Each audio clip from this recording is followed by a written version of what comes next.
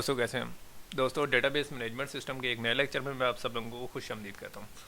तो दोस्तों हमने इस वीडियो के कुछ मॉड्यूल्स बनाए थे। पहला मॉड्यूल हम कवर कर चुके हैं और दूसरे पर हम बात कर चुके हैं। उसके काफ़ी सारे टॉपिक्स हम कवर कर चुके हैं। ठीक है, तो लास्ट वीडियो में हमने रैचिकल डेटा मॉडल की बात की थी। तो उससे पहले हम बात कर लेते हैं कि मॉडल्स डेटा मॉडल्स की हमने सबसे पहले बात की थी। उसकी मदद से हमने डेटाबेस का जो स्ट्रक्चर है उसको डिफाइन करते थे और उसके पार्ट्स और इम्पोर्टेंस पर बात की थी। तो दोस्तों हमने 3 टाइप्स के डेटा मॉडल्स की बात की थी, ऑब्जेक्ट बेस्ड, रिकॉर्ड बेस्ड और physical data model. Physical data models को हम स्किप कर रहे हैं, ठीक है, क्योंकि इंटरनल लेवल पर हम यहाँ बात नहीं करेंगे बल्कि वो किसी और कोर्स में करेंगे। ठीक है, और ऑब्जेक्ट बेस्ड मॉडल और रिकॉर्ड बेस्ड मॉडल की बात की। सबसे पहले हमने ऑब्जेक्ट बेस्ड डेटा मॉडल्स की बात की थी। तो उसमें हमने फर्दर उसकी 3 टाइप्स की बात की थी, E R model, semantic, object oriented, और ये हमने अलग अलग मॉड्यूल रखे हैं। फर्दर नेक्स्ट टॉपिक्स में हम इन कैटेगरीज पर बात करेंगे।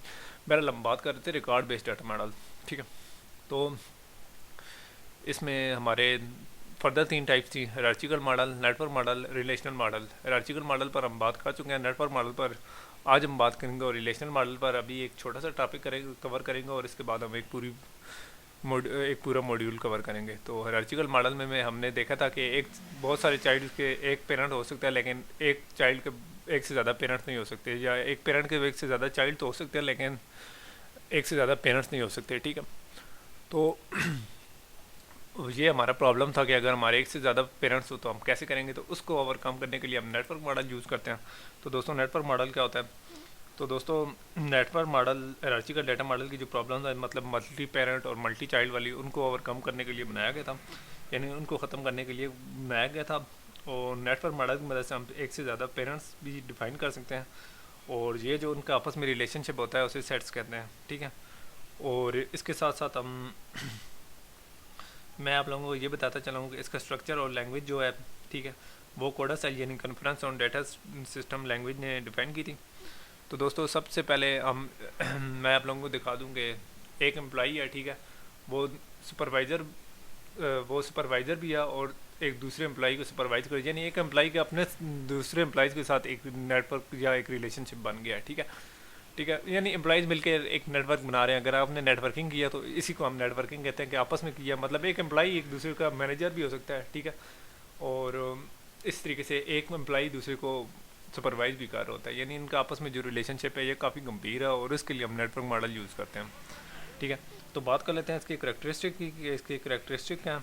तो जो भी इसमें सारा कोई रिकॉर्ड टाइप या जो भी हैं वो एक नेटवर्क की शक्ल में होते हैं, जैसा कि मैंने आप लोगों को पहले बताया।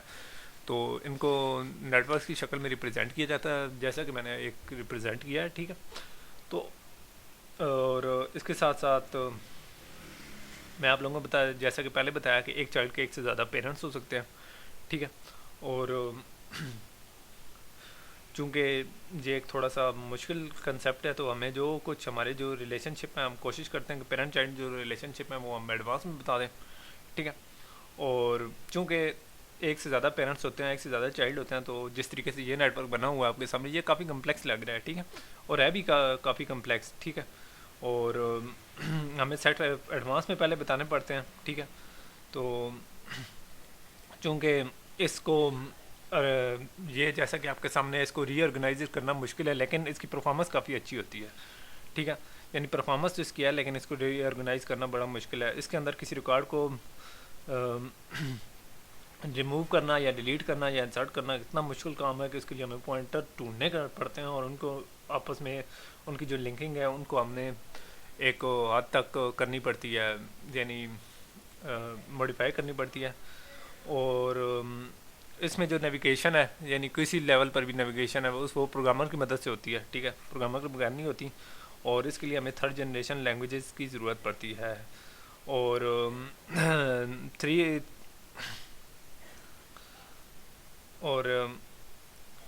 नेटवर्क मॉडल में जो रिकॉर्ड्स हैं वो सेट की शक्ल में प्रोसेस होते हैं, और एक एक रिकॉर्ड एट ए टाइम हो जाता है।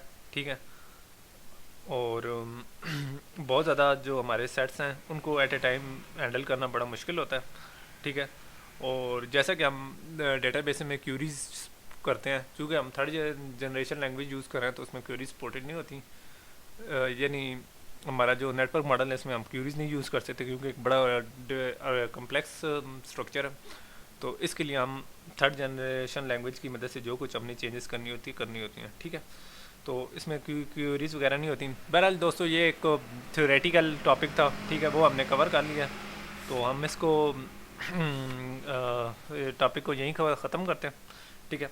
तो नेक्स्ट वीडियो में हम रिलेशनल डाटा मॉडल की बात करेंगे, ठीक है, और उसके अंदर हम थोड़ी सी यानी बात करेंगे, और उसका हमारा नेक्स्ट फर्दर होगा भी, यानी एक पूरा मॉड्यूल होगा।